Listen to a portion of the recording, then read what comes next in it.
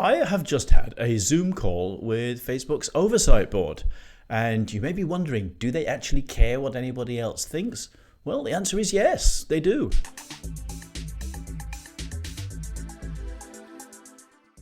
Hi, my name is Chris and this is Oversight Examined, and today we're doing something different. We're going to take a look at the Oversight Board's public consultation process, how you, the general public, can have your say on the decisions that they make.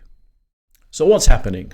Well, I got an email from the Oversight Board letting me know that they were going to be reviewing 3 new cases and inviting me to make a submission, to have my say, to let them know what I think about those cases.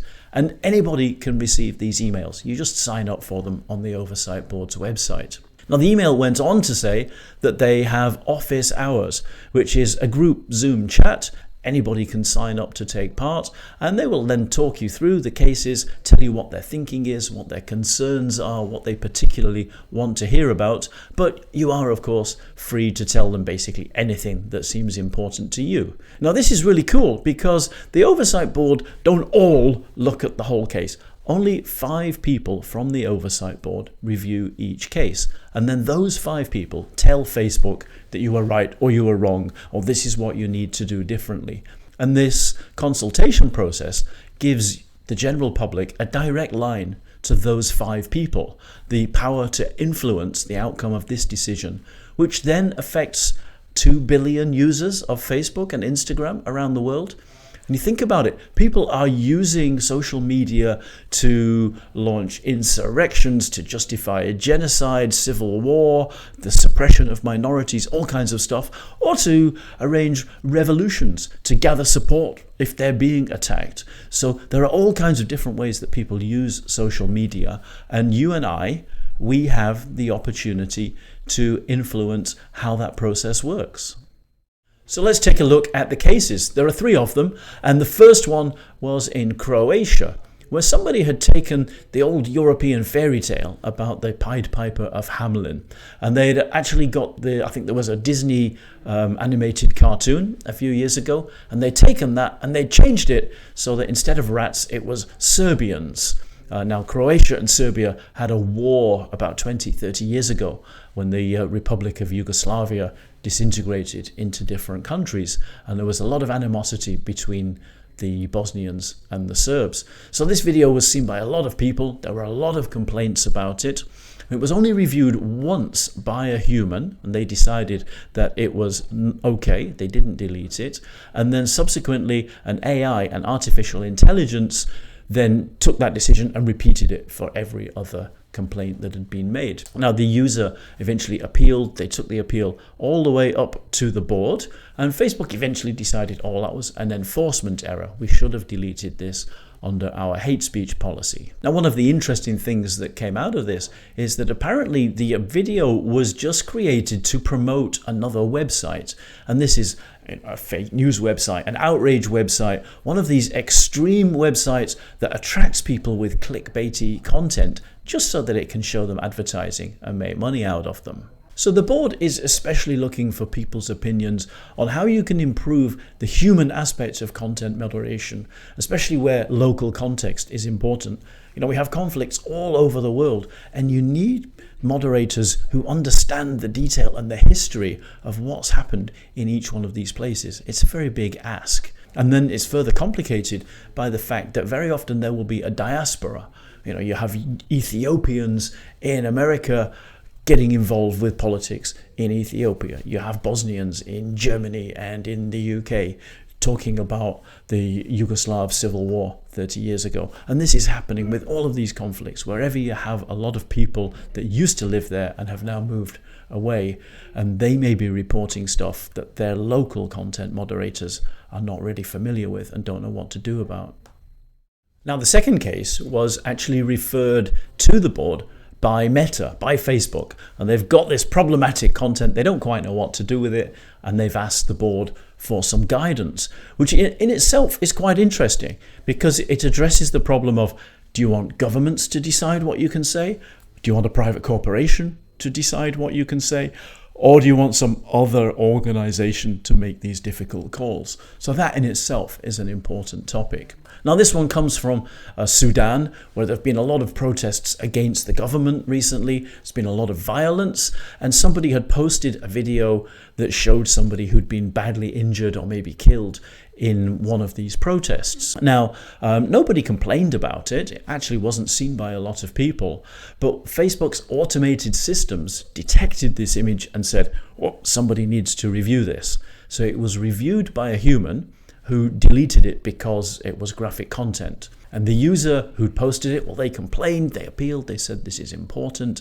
Facebook decided, well, actually this is newsworthy. It's not just random graphic violence, there's a purpose for this. So they put it back up, they republished it, but they put a warning on it, and they age gated it so that if you're under 18, then you can't see it. So Facebook, Meta have come back to the board and they've asked for some guidance to help them balance the need to document like important historical events, things that are happening, with the potential to cause harm to the people involved. Now this is the people that maybe are risking their lives to produce a documentary about war crimes, about brutality by the state against people.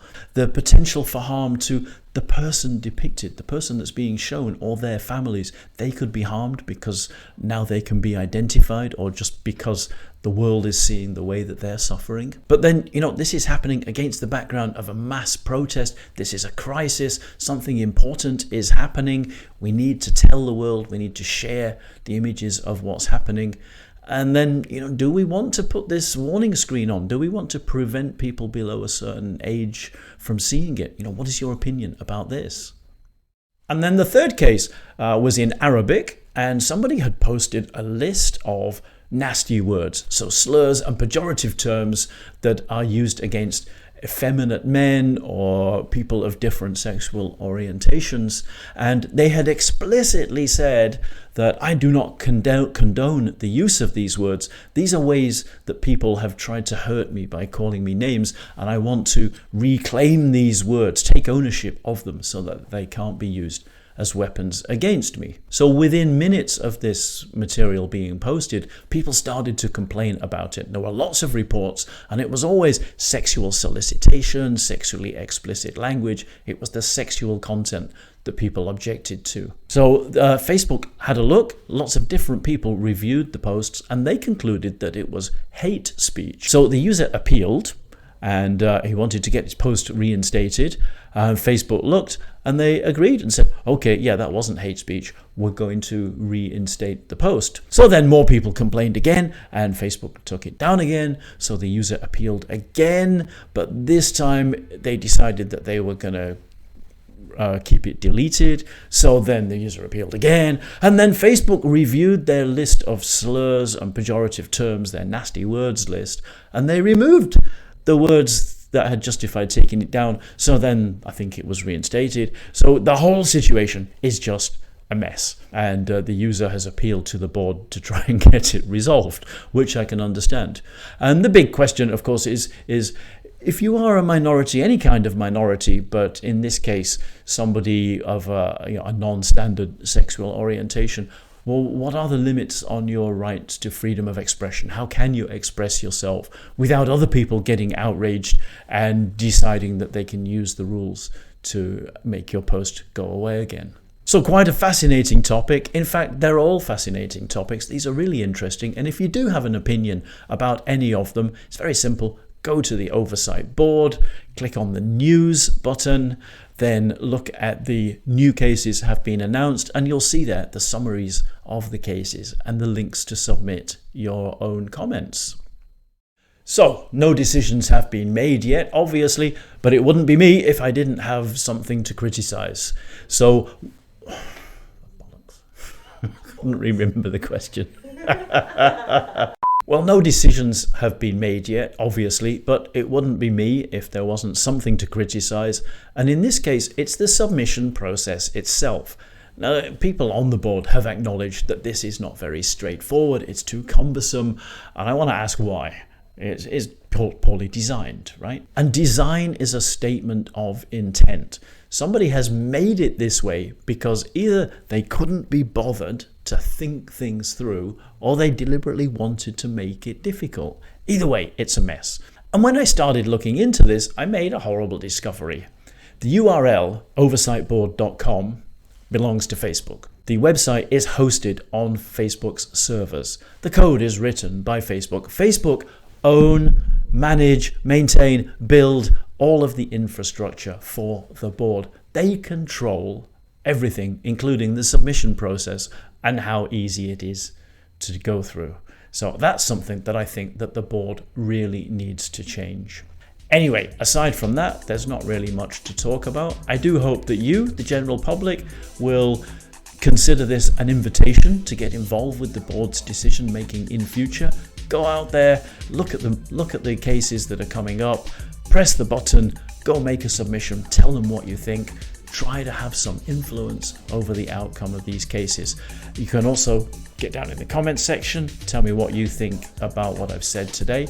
Give us a like and a subscribe while you're there, and I will go off and research the next case. We'll talk to you next week. I've been Chris, this has been Oversight Examined, and I look forward to seeing you soon.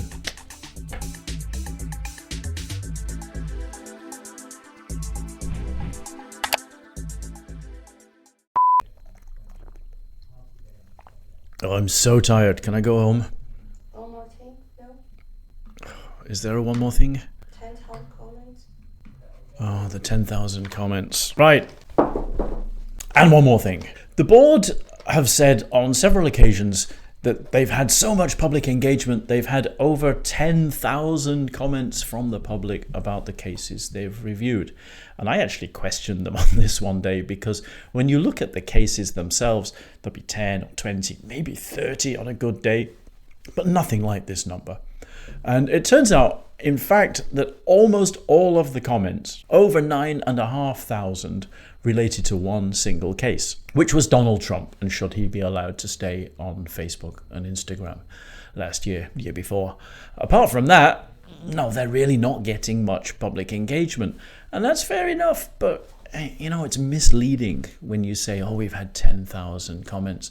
It's lying to the public and to yourself, misrepresenting the situation. I know it's technically a correct number, but guys, put that in context. You know, be honest with people that you're not getting a lot of engagement. Anyway, I do hope that you out there in YouTube land, the general public, will engage more with the board, because they are doing important work and they do need to hear from us. So anyway, see you next week.